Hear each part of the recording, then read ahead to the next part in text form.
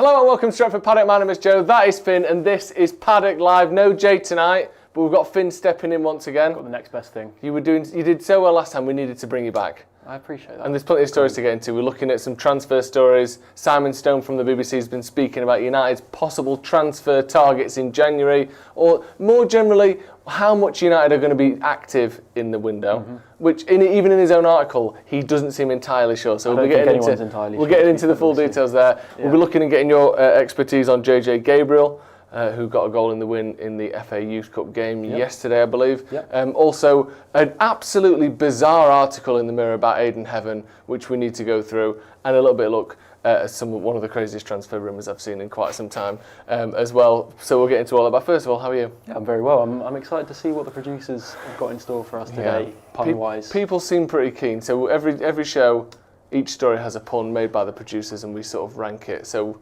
there they are, look, with the camera on them.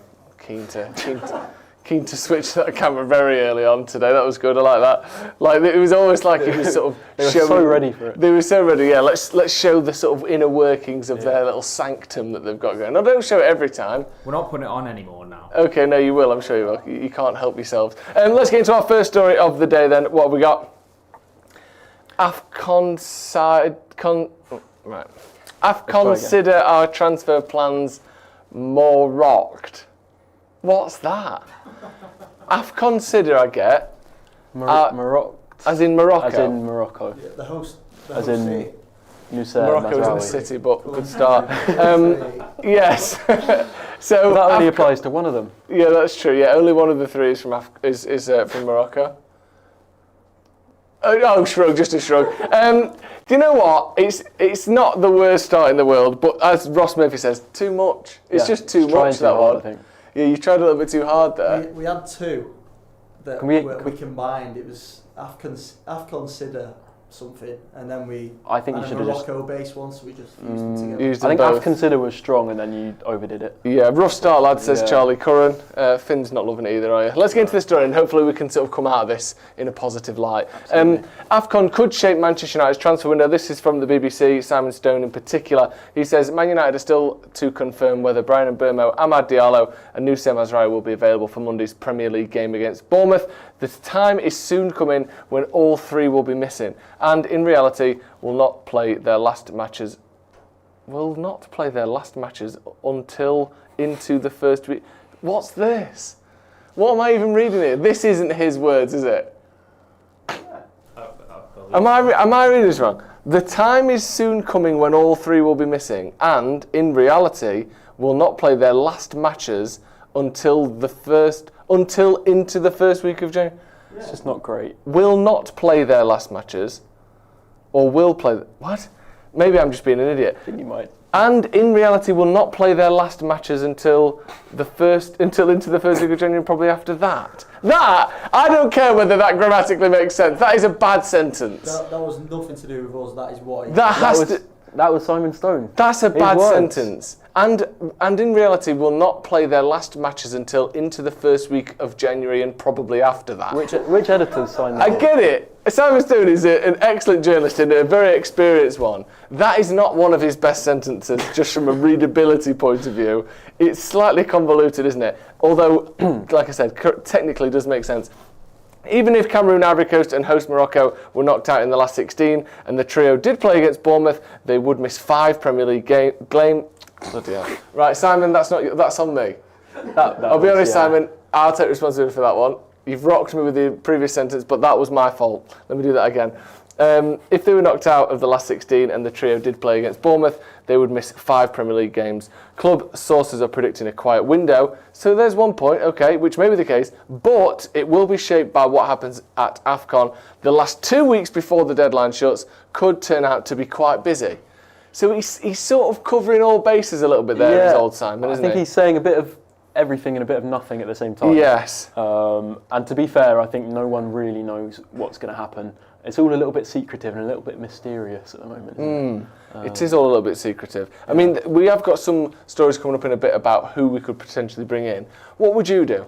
Would you be sort of panicking and preparing and getting someone in short term to potentially cover for AFCON or the rest of the season, or would you be thinking long-term targets only? I I don't think AFCON would play into my thinking very much. Okay. I think we need to deal with that internally anyway, whether you go for switching first team players around or bringing some academy players through, or a mix of both. But I would consider, if there's money there to be spent and there are opportunities to be had, I would consider going for them, because I think it's a gamble not to. It's a gamble either way. You either gamble on, do we spend a little bit now instead of the summer and potentially get top 4, which, I mean, financially would be massively beneficial, and in terms of the players you could attract also in the summer, or do we gamble on having enough to get into Europe in terms of what's in our squad currently without signing any players and focus all of our efforts onto summer? So I think it's difficult to find that balance and decide what is more of a gamble and what makes more sense. I think there's no kind of surefire right answer. Personally, I think we should be willing to spend if the opportunity's there, and I think there are players out there that would benefit us and would help us push into those European spots. Because would you do that? Yeah. Would you go for it? Yeah, I think so. It does completely depend on the opportunity. Yeah. I don't think I would want us to go for any kind of panic buys where they aren't part of the... they still need to be part of the long-term vision, whatever that is. But if that opportunity is there, why not do it now? If it's someone that we would sign in the summer anyway, and we can do it financially, I think do it now. Because that, getting back into Europe, whether that's the Europa League or the Champions League, has to happen. We can't spend another season outside of Europe, and to be fair, it looks very doable based on not necessarily how well we're doing, but how poorly the rest of the league are doing. Yeah, just the general kind of level that a lot of teams seem to be at. Yeah. We are also at that level. Somehow we're level on points with Chelsea. Yeah, I don't which is mad, isn't it? Yeah, very strange. Yeah, I completely agree. I personally, I'd be up for getting the long-term targets, definitely. If you can get a, assume we still want Belabé, if that's available in January, then do it. Yep. But I would also go a step further and get a experienced striker in, if we could, on a short-term deal, maybe a little 18-month deal for an Ivan Toney or someone, a Danny Welbeck. Yeah, someone like that. I know obviously there's a big age gap in between those two. Ivan Toney's not particularly past it, but someone where they know they're probably not going to be starting every week in front of Sesko, but offer more Sesko-like quality than you get from maybe a Zirkzee, who might well be one of the players that does leave this January if anyone does. Yeah, and also can provide support to Sesko, off the pitch. So. Yeah, exactly. You couldn't have Zirkzee leave and no one come in. So I'd be up for, let's say, a Welbeck and a Belabé, although I'm sure Brian aren't going to get rid of both of them. And on top of that, I think any loan deals would be welcome, to be honest. If there's a 6-month loan you can do without attaching any crazy obligations to it. For example, Conor Gallagher, that's been talked about a lot. Yeah. That's another thing that I would be interested in us exploring. But again, I think it's important that we don't turn that into a panic deal where you commit a little bit too much and you wait until the summer and you realise you've made a mistake. And you have to deal with the consequences of that, which we've done a few times in the past. Yes, we need to make sure we don't do that. Let's move on to our next story then. Actually, no, let me get some of the comments, first of all. Who was our last big January signing, according to Steve? If we look like we could get Champions League, I think he did say Bruno in there somewhere. Yeah, Bruno. If we look like we could get Champions League football by January, it might be worth Ineos making a statement and going for it. Otherwise, don't expect much. Someone said, Tony, an intriguing shout. Mitrovic is another one that was mentioned, obviously both playing in... Actually, is Mitrovic playing in Saudi? He's not, is he? Isn't he in... I thought he was. Oh, is he? Couldn't tell you, to be honest. But I think I might be confusing him with someone else. When we were linked to him, I think he was. Okay. So unless he's left since... No, I'm sure he won't have done. Yeah. I may be confusing him with someone else. Where is he playing now? Yeah, Saudi. Oh, no? Yeah, have a look at... Just click on his actual Wikipedia there, yeah. I think he is. Has he not got a transfer mark? Al Rayyan, where's that? Where are they based? Qatar. Yeah, so he has moved. I don't know why I knew that, and I didn't quite know it, but I sort of had an inkling he'd left Saudi Arabia, and he has.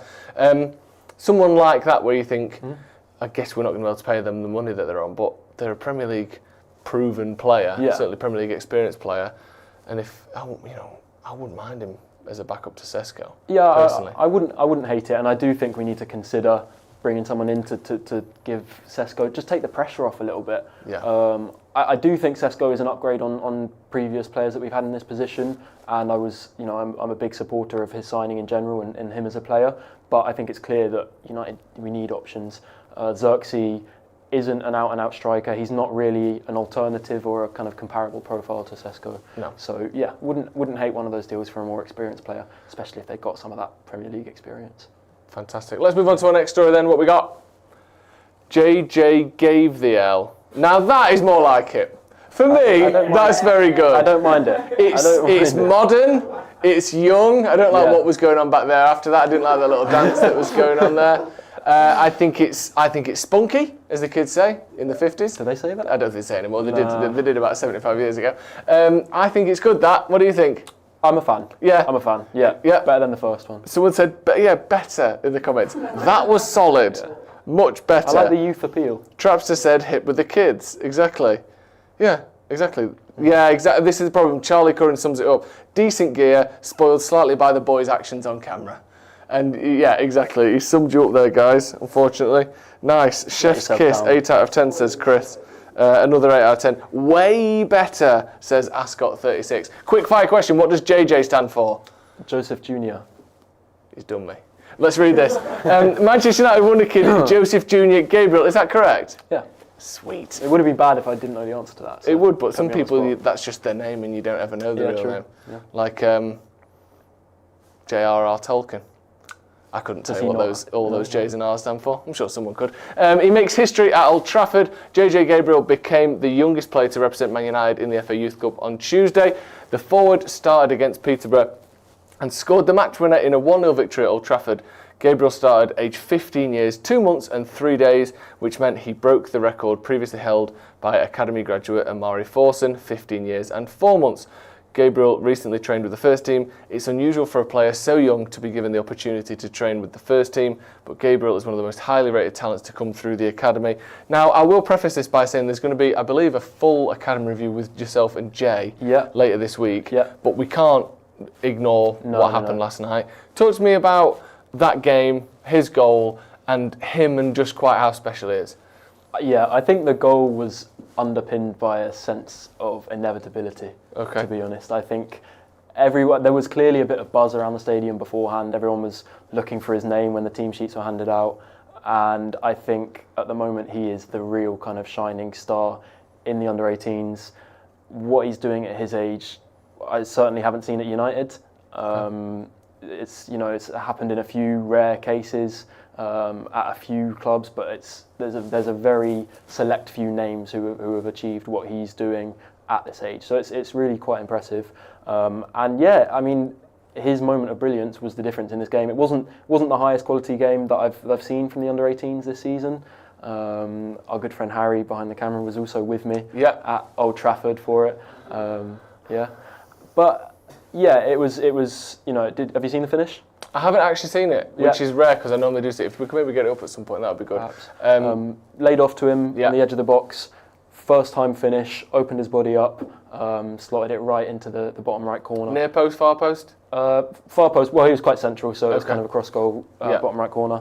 And just a very mature finish, to be honest. That's what you get from a lot of his actions. Is despite his age and his inexperience, everything seems very calculated. Everything's he's got a maturity and a kind of understanding to his game that's really impressive.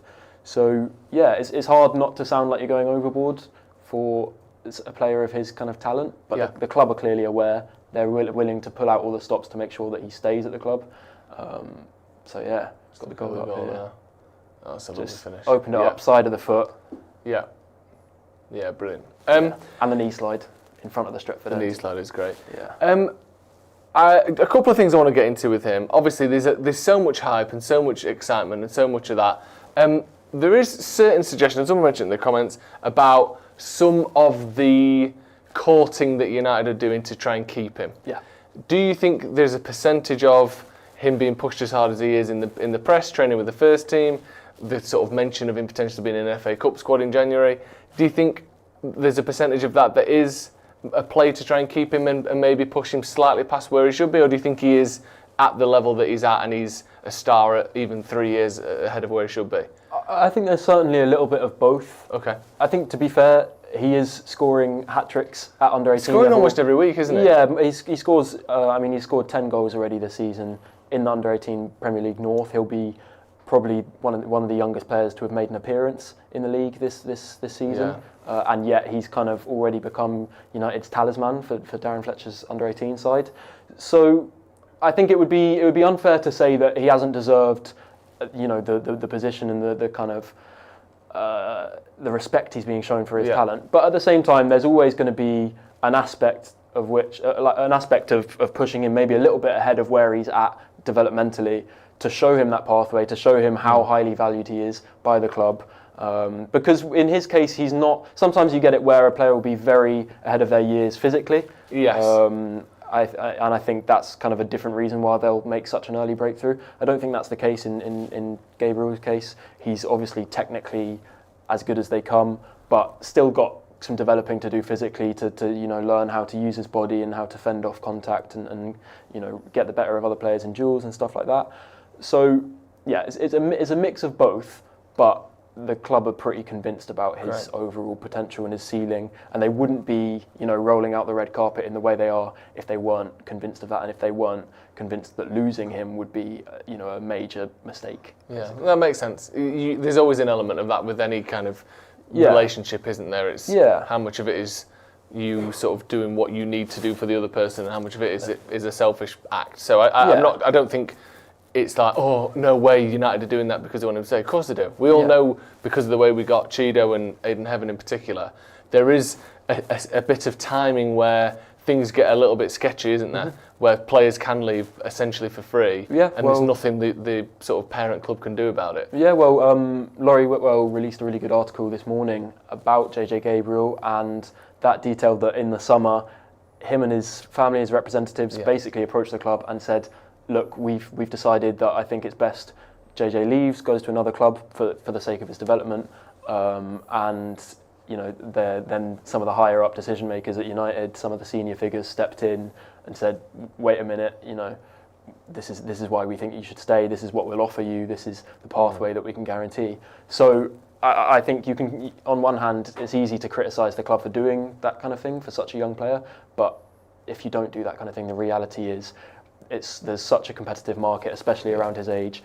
You risk losing out on someone who is thought to be a player with potential to be one of the best of his age group. Yeah. So, and let's be honest, while United might be doing a little bit of, we can sort you out here and do this for you, they're not spending hundreds of millions to keep him, are they? It's all above board. Exactly. It's pushing him a little bit and all that. It's not. Yeah. Once they've gone, and once him being a 23-year-old at Barcelona is a £100 million player potentially. We don't know, but if he was, you're not getting him back at that stage, are you? So it's better to invest in that now if you think he's at that level than to let them go and hope they come back like Paul Pogba did. Yeah, and it's not just the things that you can directly offer him in terms of assurances of game time or anything like that. You've also got to prove your competency on the pitch and prove that the club in a broader sense is heading in the right direction. So, I think there's definitely two aspects to it, and I think United face a race against time.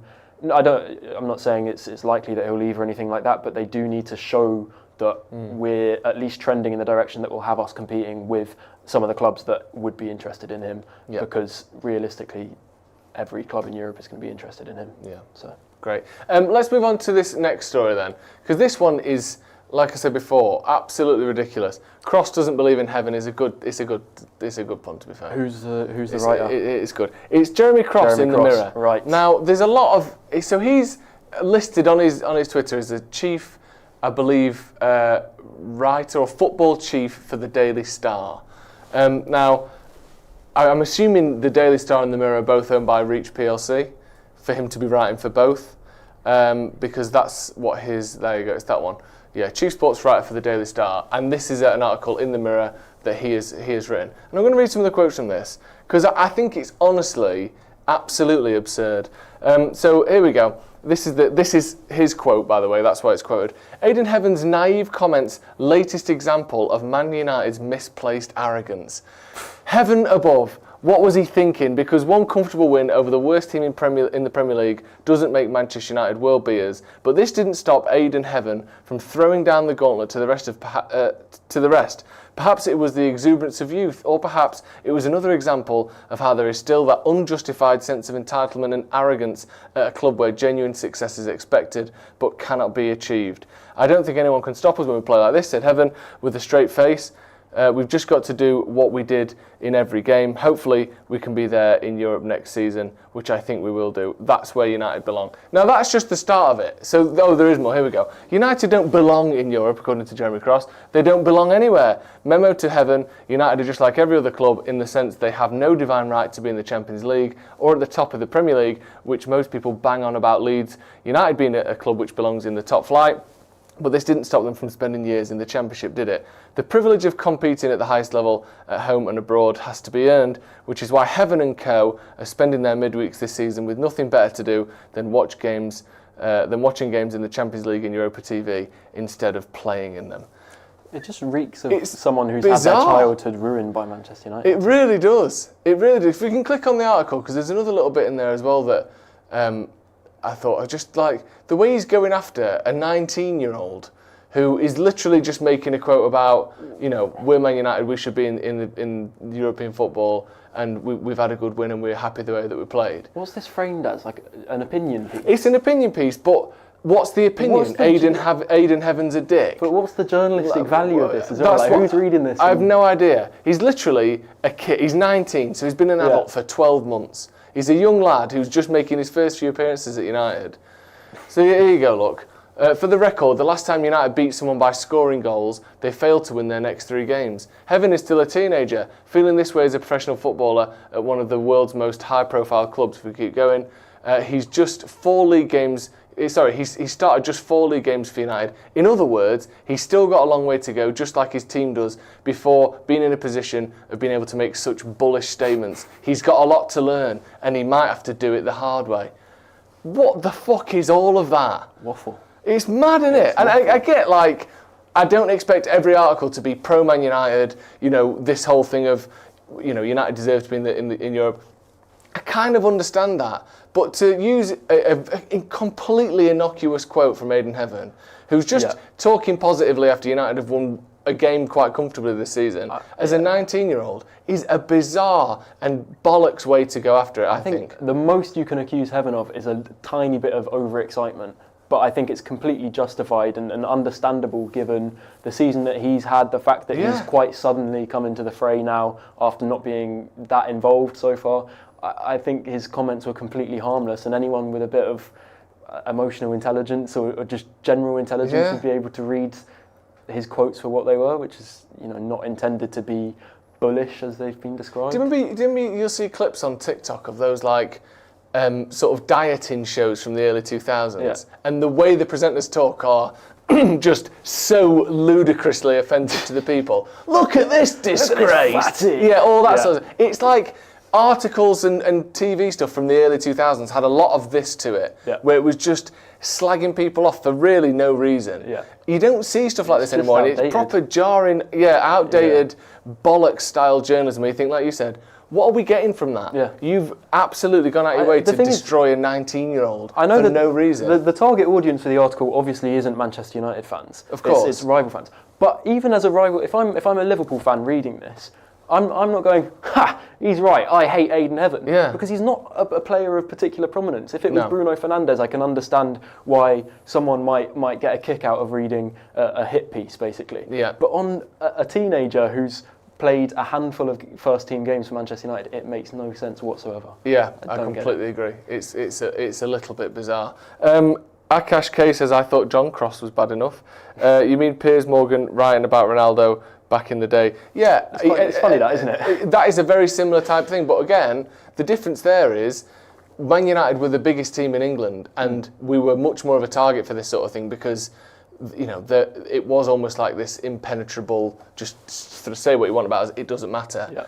Ayden Heaven is the sort of player that's coming in with seemingly a good attitude. He's a good player. He's trying to change things at Man United and be part of United being successful again. I don't really get the need to sort of drag him down when, as he mentions in his article, we're already struggling. This isn't the time to kick us while we're down. I don't know, it's very bizarre to me. Let's move on to our next story and get rid of that bollocks. Joshua Zirkzee, what we got? Arriva Zirkzee. Roma, like Arrivederci, is that it? Yeah, saying goodbye to him. I was hoping you didn't read it as arrive, but... No, I've got my Italian head screwed on. I still don't like it. No, truth be told. It's yeah, I still don't love it, but it's all right. It could be worse.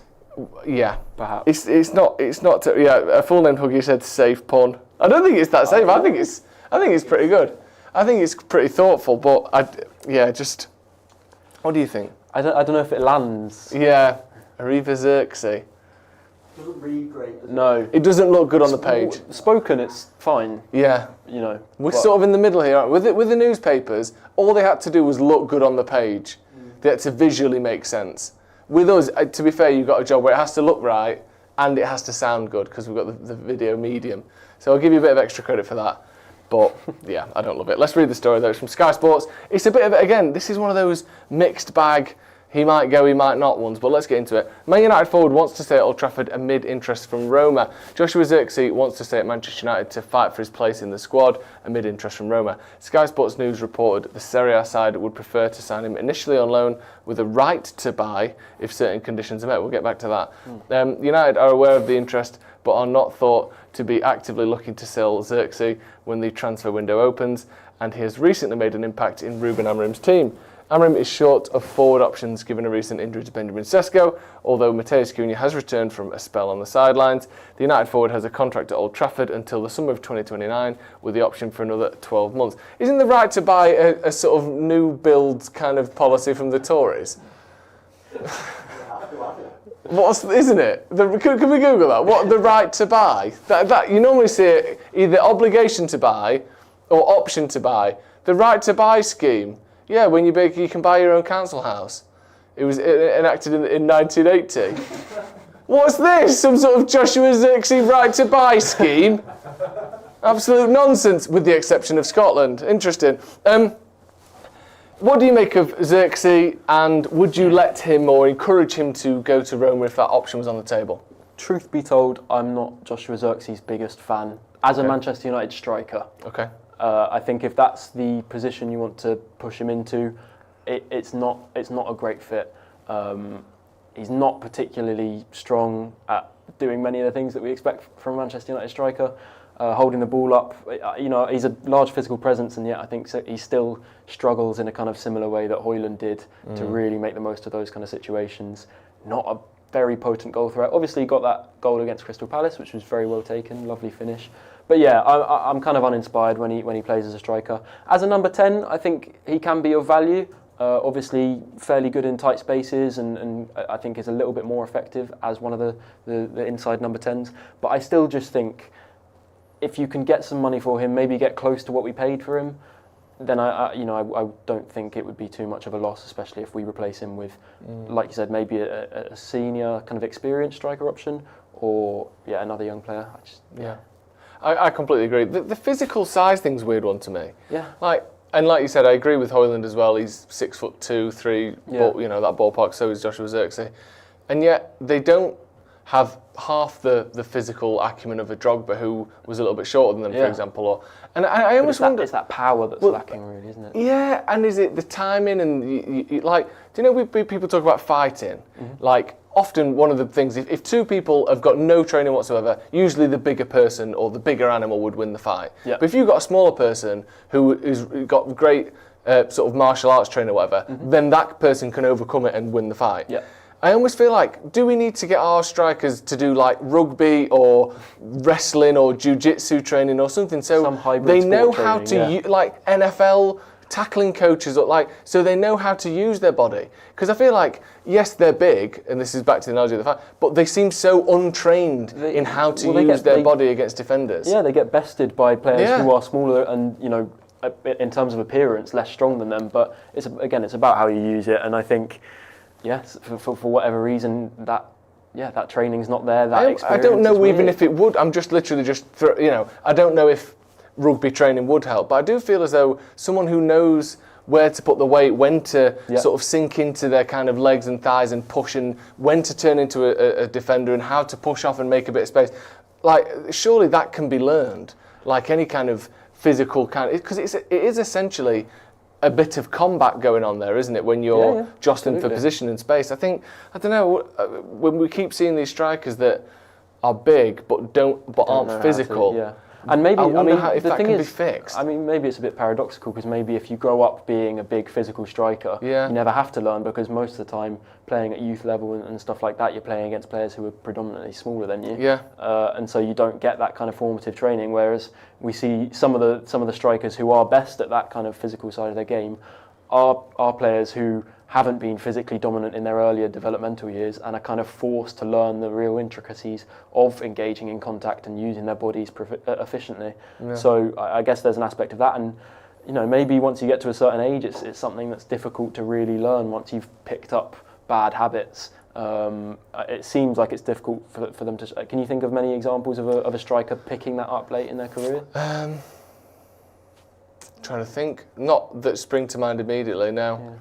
I mean, yeah, I'm sure it's happened. Yeah, you would think so, wouldn't you? But yeah, someone mentioned about Zlatan, who obviously was it Taekwondo and other martial arts that he's into. But something like crossover there. Yeah, and something like judo, which is all about using momentum and kind of, levers and all that sort of stuff to gain a physical advantage. I don't know. I mean, it's probably just a stupid thing that would never work. But I do think if you're 6'3", you should be able to offer at least 50% of the duels that you get into with your defender, you can outdo them, but it doesn't seem to be the case with Zirkzee, does it? Anyway, and he's not very explosive in general. No, he's not. Even outside of contact, I think he's criticised sometimes for looking a little bit lethargic on the pitch. So yeah. Well, someone mentioned Vardy, which is a good example. I don't know how much he learned of it, but he's someone that was small and slim, nippy, and yet would smash into defenders, and he was never physically dominant. Yeah. But he wouldn't get bullied ever, despite his size. Yeah. So again, but I mean, I think you could put that down to his football upbringing because everyone knows that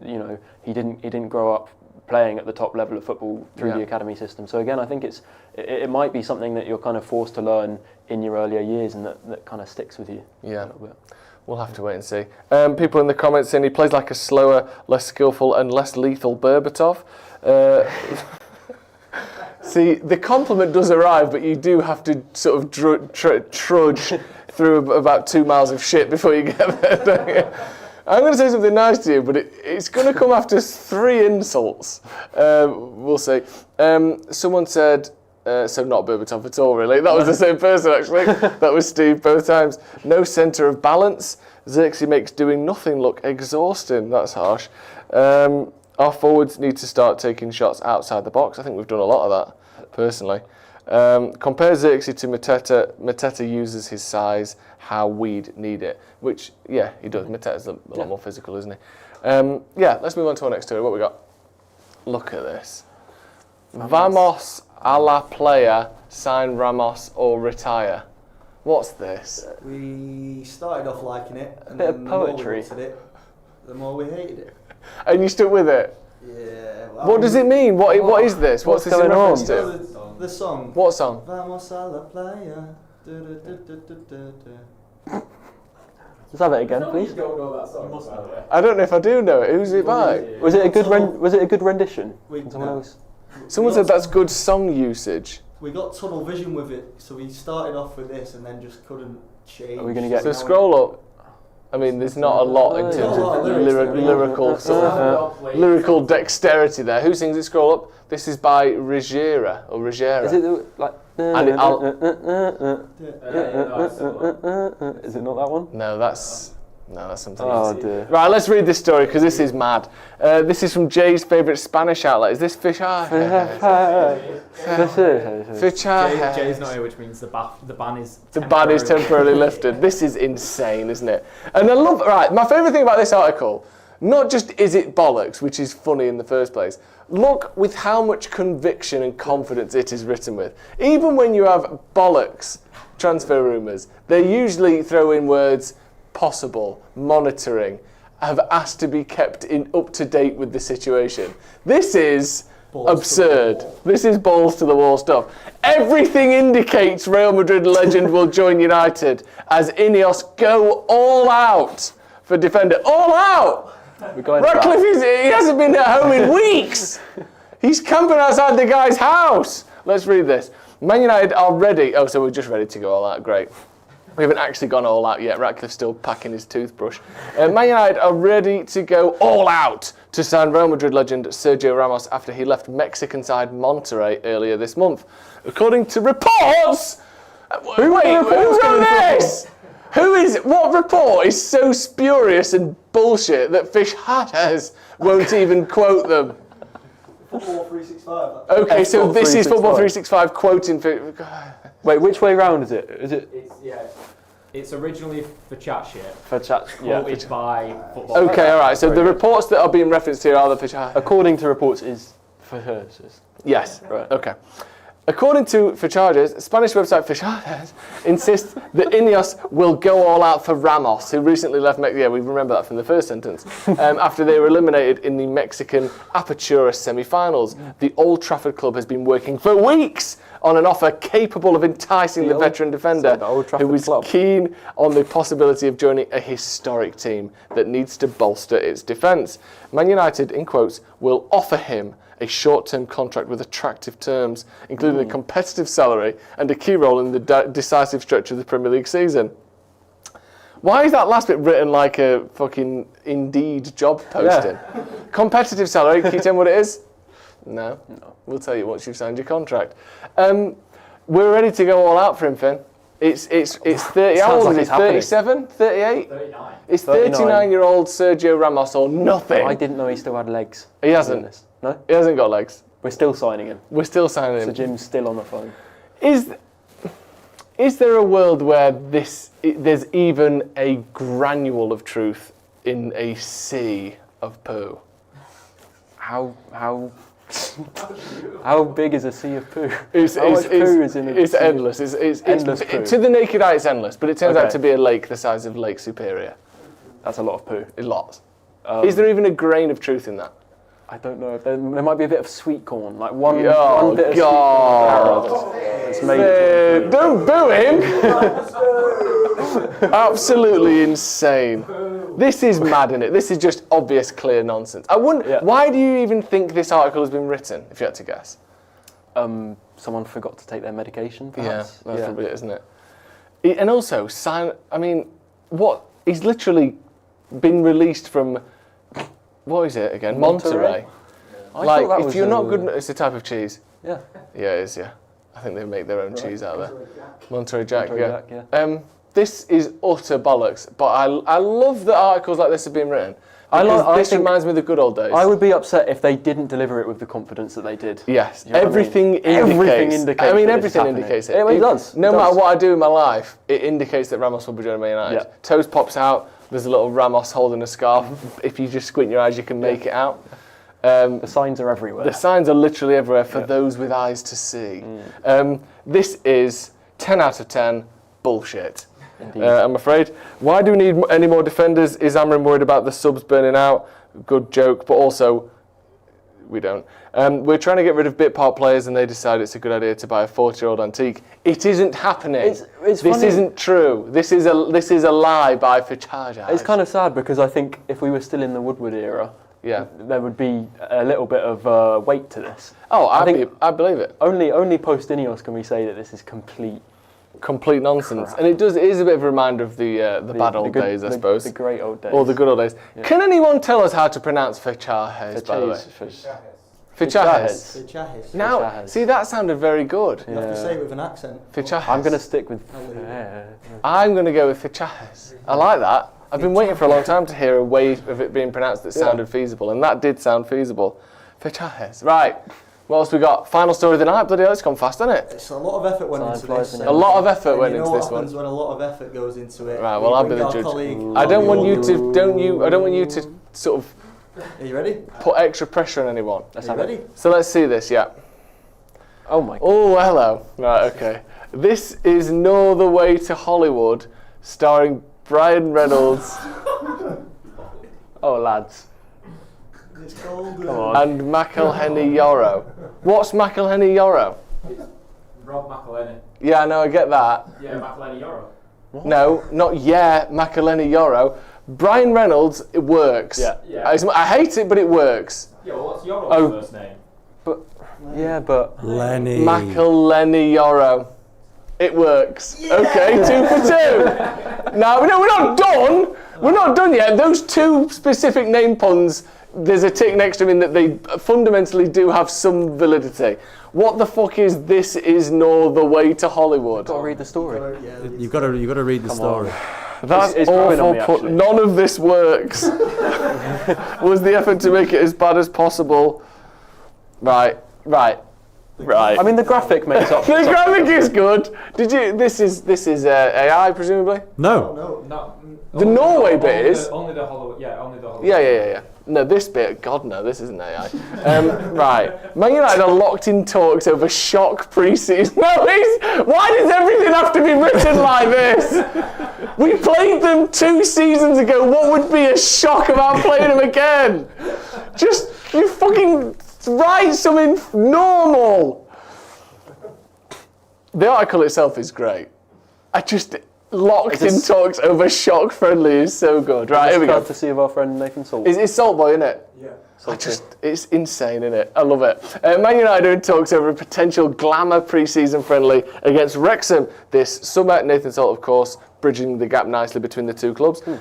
Daily Mail Sport understands that while nothing is set in stone at this stage, discussions have been held about Ruben Amorim's side facing the Hollywood-backed team in Europe next summer. Both clubs are in the process of navigating their pre-season schedules with the World Cup in North America, complicating their plans. A European friendly, expected to be in Scandinavia, would prove hugely popular given the popularity of both clubs. One source suggested United are weighing up playing 2 friendly matches in Scandinavia this summer. Is Wrexham big in Norway? I don't know.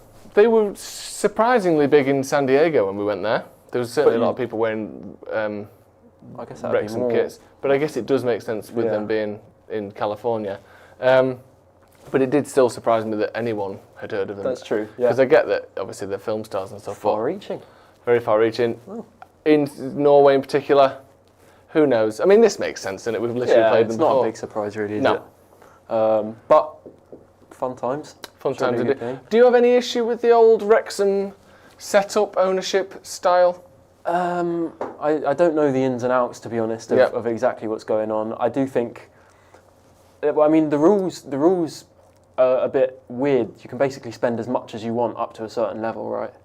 Where's the cut-off point where you have to slow down and the financial rules apply? I don't know. When you get in the Football League? Yeah, I'm not sure. I think there was obviously some stuff going on now because people get deductions and points, transfer bans and stuff, isn't there? Yeah. So they must be under the strain of that. They just make a but lot of money, don't they? To be fair, they're not. Yeah, but they're not the only club doing it. I think there are a few other clubs who get these takeovers and get cash pumped in, and it happens, I guess. I think as well, reality. maybe 30 years ago, you would have looked at this and gone, it's a bit making football kind of moving away from the football side and focusing more on the sort of storyline, kind of, making it a little bit Hollywood. But when you look at the types of people who own football clubs now, and what they do with those football clubs. It's almost they're one of the most ethically sound, kind of financially safe, because obviously there's the nation states element and sports washing stuff, but then look at Sheffield Wednesday. Probably some of the cleanest money going into a football club at the moment. Yeah, exactly. It's money made by largely acting, which, like we said, in the grand scheme of things, is pretty safe and sound, really. And obviously they're pushing the fame side of it, but personally, I think, grand scheme of things in 2025, there's not particularly much wrong with, I think, what Wrexham are doing. I don't know if anyone will disagree with that. Birmingham tanked in the Championship so they could spend mega bucks. Financial rules don't apply to a team that has more sponsorship than every team in the Championship. Yeah, that's a good point. They probably are making shitloads of money because of their popularity. Interesting, good stuff. EPL spending rules apply from League 2, according to Heaven Soul. Right, I don't know if that is 100% accurate, but I believe Heaven Soul on that. Is that everything? Are we done? Well, that's flown by, isn't it? Thank you very much, Finn. Thank you for having me. It's been wonderful having you back on again. And you'll be on the channel later this week as well with the transfer review with Jay, going through all of that stuff from the midweek games as well as stuff from the weekend. Yes. Newcastle 3-0. Good game. Great stuff. So we'll be looking at that as well. Thank you very much for joining us, everyone, tonight. Before we go, we do have loads of new merch, or recent merch at least, and you can see it there. I believe if you live in England and you buy it this week, it will still be guaranteed for Christmas, or the UK, not just England. It will still be guaranteed for Christmas. Outside of the UK, it's a bit more touch and go. But if you do want to get it for Christmas, and you're willing to sort of, chance it a little bit, do that as soon as possible, because obviously the sooner you go for it, the quicker it will arrive. So yeah, there's been loads of people buying the merch, and it's been great. So thank you everyone who has done that. Loads of different designs you can see at the bottom there. Tomorrow we're going to be back with Off the Bar as well, with me, Stephen Howson, and Adam, and Jay Motti, should I say. So that'll be very good, so make sure you stay tuned for that. Thanks once again, Finn. Thank you lads for the puns, good stuff. Yeah. Proud of you, well done. See you in a bit.